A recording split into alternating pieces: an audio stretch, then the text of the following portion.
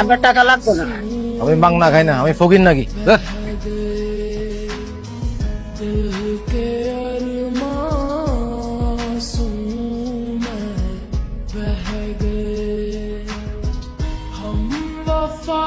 Surprise!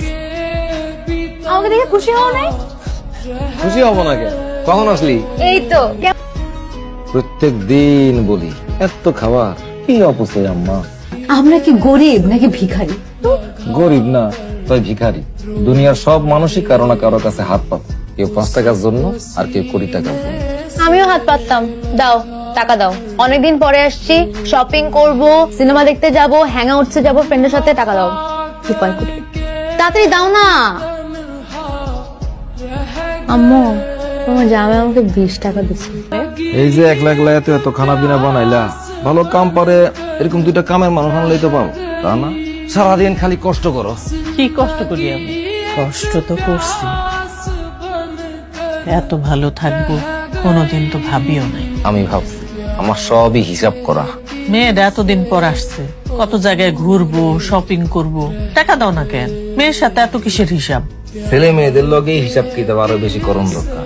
আজকালকার পোলা মাইয়াদেরকে টাকা পয়সা দিলে কি করে জানো না? একদিন তো সবকিছু ওরই হইব। তুমি অত আদর দিয়া মাথা তুলো না। ওর একটু আদর দিয়ে রাখি আমি, আমাকে পরিচয় জানলে যাতে আমাকে ছাইরা না যায়। জানবো না, এইটাও আমার হিসাব করা। আচ্ছা, তোমার ওষুধ আনতে ভুলে গেছি আমি আজকে, কালকে নিয়ে আসুন না। আজকে আর ভাল লাগতেছে না। কি রহমান, সারাদিন ধরে বারবার ফোন দিতেছ? তুমি জানতো না আজকে আমি রাউন্ডে ছিলাম? কও কি করবে?